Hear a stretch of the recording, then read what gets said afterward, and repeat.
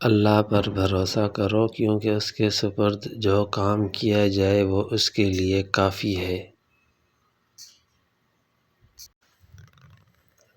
مکان کچا ہو یا پکا زندگی گزر جائے گی، لیکن ایمان پکا نہ ہوا تو آخرت کی زندگی گزارنا مشکل ہو جائے گی۔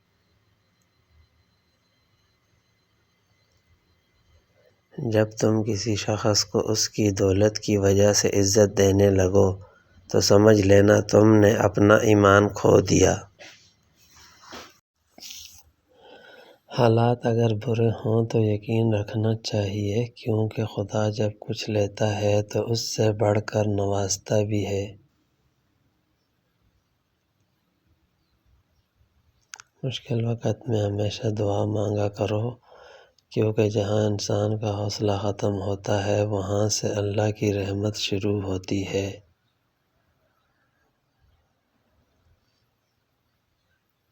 والدین کی دی گئی آزادی آپ کے پاس ایک امانت ہے، اس میں کبھی خیانت مت کیجیے گا۔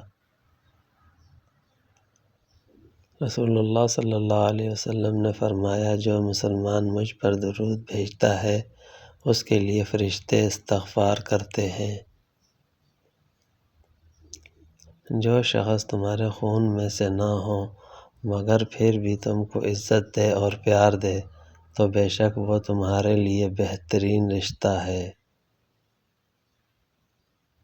جس انسان میں ذاتی صفات نہ ہو وہ اپنے لباس سے لے کر اپنے مکان تک اپنی ہر شے کی تعریف چاہتا ہے۔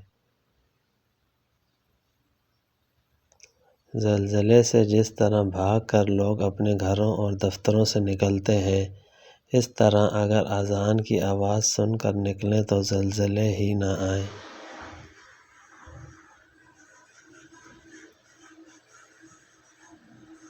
جب آپ ننگے پاؤں ہوں تو خدا آپ کو جوتوں سے نواز دے تو اپنی چال تبدیل نہ کریں۔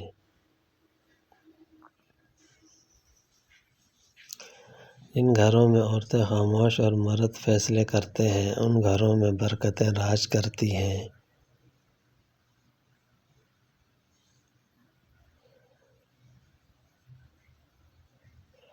ہر رکاوٹ میں کوئی نہ کوئی بہتری چھپی ہوتی ہے، یہ بات اللہ ہی بہتر جانتا ہے۔